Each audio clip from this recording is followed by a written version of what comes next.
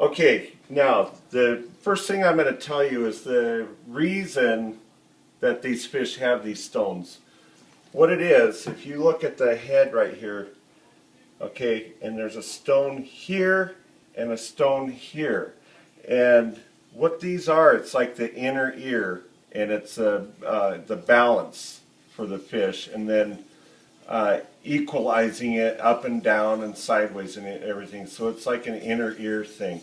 And you know, like a lot of us, people that get seasick or car sick or stuff, what it is usually is a problem with the inner ear and their balance. Well, that's the same thing.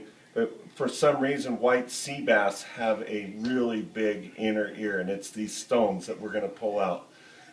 First, what I'm going to do to make it easier to lay the head out flat is I'm going to take the collar off, and that's probably going to make it a lot easier to dig the stones out. So what I'm going to do, we'll choose from a knife here. I've got a 12-inch, oh that's a 10-inch Fortuner, a 12-inch, and then I've got some really good old high carbon steel knives here.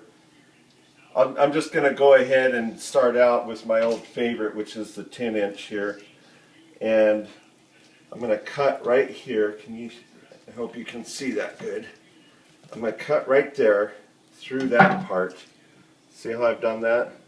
I'll cut through it just a little bit more because I didn't get it all the way. And then I'm going to grab onto the gills. And what you have to be careful of, folks, let me show you something. If you can get in on this. A lot of people pick up a sea bass by the gills.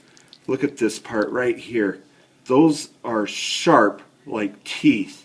And if they're gill rakers. And if you reach in there to take a picture of a white sea bass, you got your hand in there, and all of a sudden you can't get your hand out because they're like barbed teeth.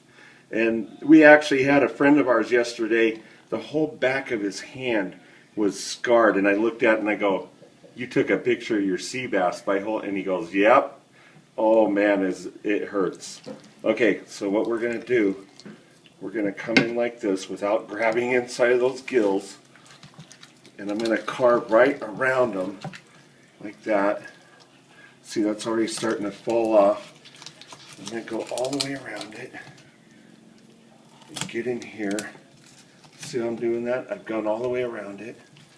And then I'm going to pull it out like this and get it a little bit loose.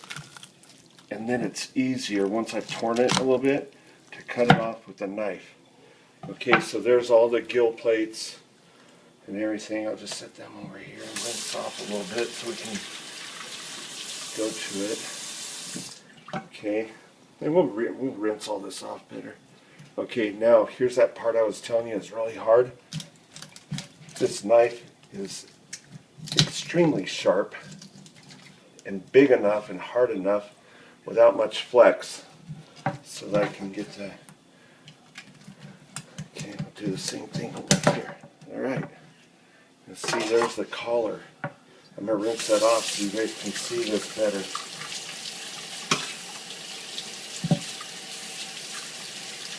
Oh, who makes the knife? That knife right there, yeah, that's a Fortuner. Really good knife. All the deckhands on the boats and a lot of canneries and stuff, they all use this knife. Okay, now here's what we call the collar. And well, if you went to a Japanese restaurant, they call this kama, which means collar. Like hamachi kama would be the collar off of a yellowtail. This is, I don't know if they have a name for a sea bass, but this is a sea bass collar.